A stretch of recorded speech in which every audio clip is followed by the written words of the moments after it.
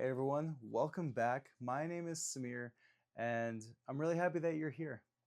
Today, I want to talk to you about community and the importance of reaching out. Now, this has been very heavy on my mind.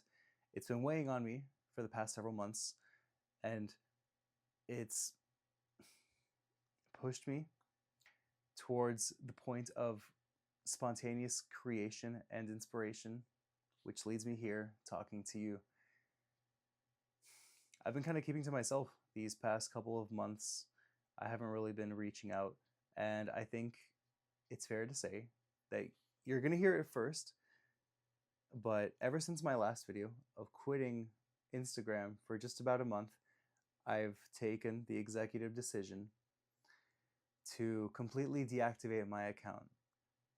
So the only way that I would ever show up on the internet is either through YouTube or through somebody else recording a video of me. That's the truth of the matter, man. The only way to reach out to me now is if you have my phone number or if you're subscribed to my YouTube channel. Stay tuned for more. That's to say that I'm over it, man. I'm so sick of the disingenuous facade that people put up on Instagram. I'm over it, and I don't want to continue engaging in that anymore. It's not real. It's not a true form of garnering a sense of community. On that topic, I want to briefly discuss this with you and speak from the heart. We are so divided right now, man. There is so much injustice, so much polarization in the United States, outside of the United States, as a whole. As humans on the planet Earth, we have never been more divided. And I sincerely believe that engaging in social media is not benefiting me, man. I prefer to be off the grid. I prefer to be ignorant. This is the decision that I have decided to take, and I am much happier for it. I'm not worried anymore. The only thing that really worries me is what affects me in my life at this moment. That's great, man. Is that to say that I, as an individual, do not have the power to influence those around me? No, that's not true.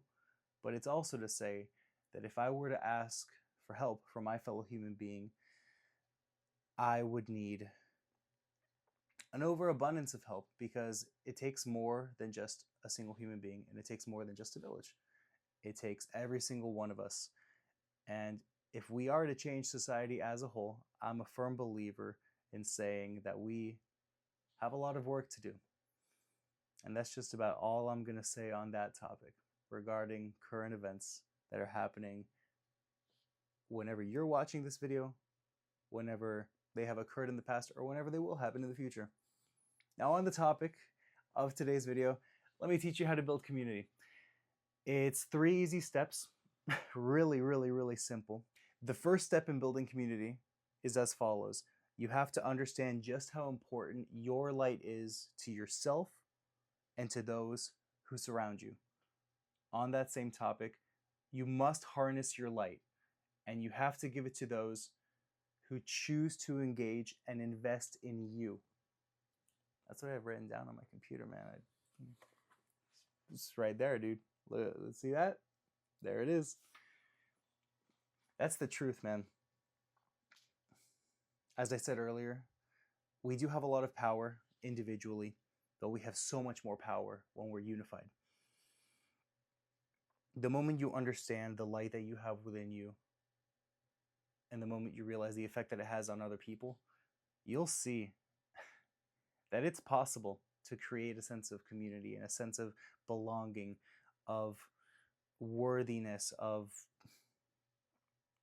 pertinence.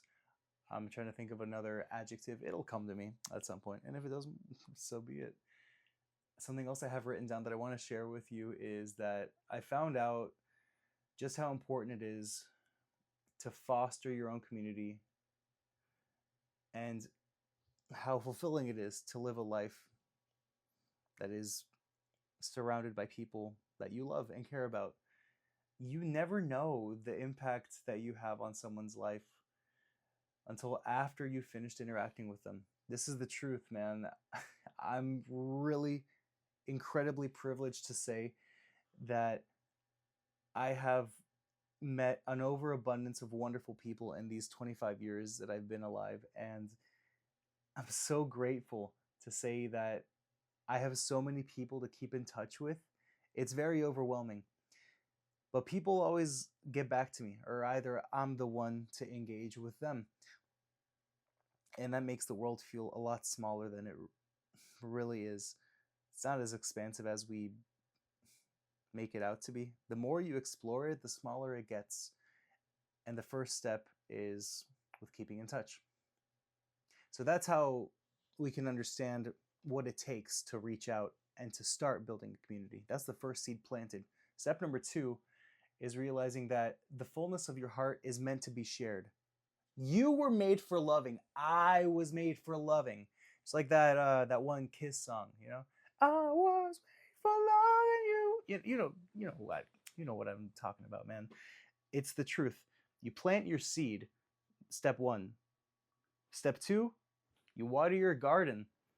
You stay in touch. It can be a little daunting to reach out to someone you haven't talked to, but I've learned through a little bit of practice, it's as simple as either saying, "Hey, what's going on? You crossed my mind. I was thinking about you. How are you? Hope you're doing well." Hope you're doing well can be kind of passive in my experience. However, I can tell you that, let me adjust my microphone. I can tell you that reaching out to someone and saying, "Hey, I've been thinking about you. How are you?" is a great way to start a conversation. And if you really have the intention of seeing them again, you say, "Hey, I've been thinking about you. I would love to catch up with you in person if the opportunity permits itself. What's your schedule look like?" We're all adults. That's what you're meant to do. You make it work and you try your best to do so. The final step, step number 3, in harnessing and building community is to keep it consistent. You've planted your seed, you've watered your garden. Now it's time to tend to your garden. Make sure that you can upkeep it within your means. You're only one person at the end of the day, too. You have a lot of power within you, but you got to make sure that you keep your emotional, social, and energetic faculties within your own limits. That's the truth of the matter. It can seem hard, once again, but you can reach out to people in a multitude of ways. I like to write either long paragraphs of how I've been thinking about the person, how much I love them, and how much I miss them. I like to send voice messages. "Hey, what's going on? I miss you. I've been thinking about you." Little things like that. Something else that comes to mind is, if you really want to strike up a conversation with someone that you haven't spoken to, but you feel that urge to reach out to them, simply sharing a memory with them is just as powerful, whether it be a photograph or, a specific situation, through voice messages or through text. You can say, "Hey, I came across this picture of the both of us doing, said thing," or, "Oh, you remember that time we did that? I just thought about it and I wanted to share with you. Like, it just crossed my mind." You'd be surprised, man. The power of your thoughts and emotions are so, so incredibly underrated and underspoken for. I've had a lot of instances where I'll reach out to someone and they'll say, "Hey, I was thinking about you this week." I believe that shit, dude. I believe it because it's true. It's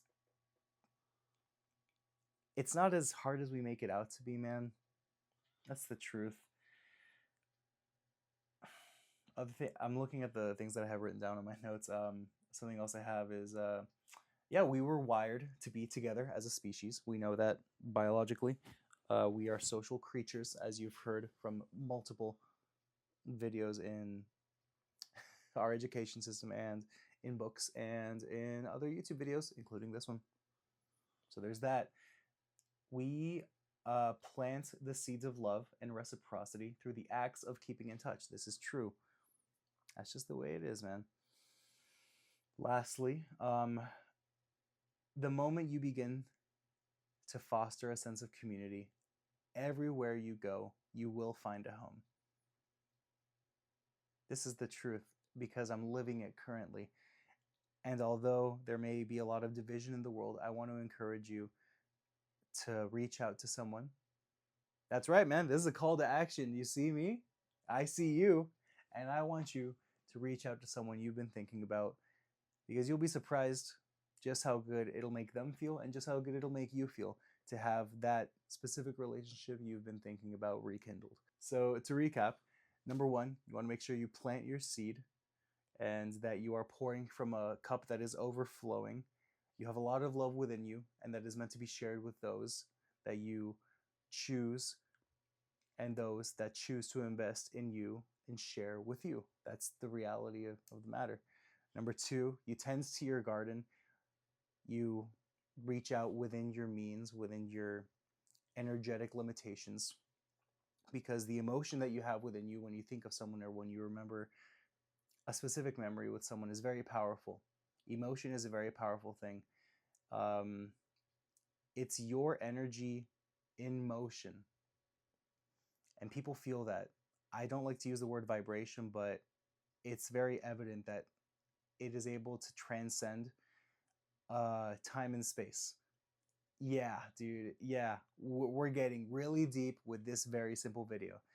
I'm going to die on that hill. I stand on that hill and I will die on that hill. Step number three, lastly, is to continue tending to your garden and begin to pick the flowers of love that you have planted through the seeds that come from within your mind, body, and soul. That's all I have for you today. I really wanted to share this with you because it has been something that I have been thinking about for quite a long time. Thank you for listening. You really mean a lot to me. I appreciate you sticking around. That's all I have for you today. Take care. I'll see you on the other side.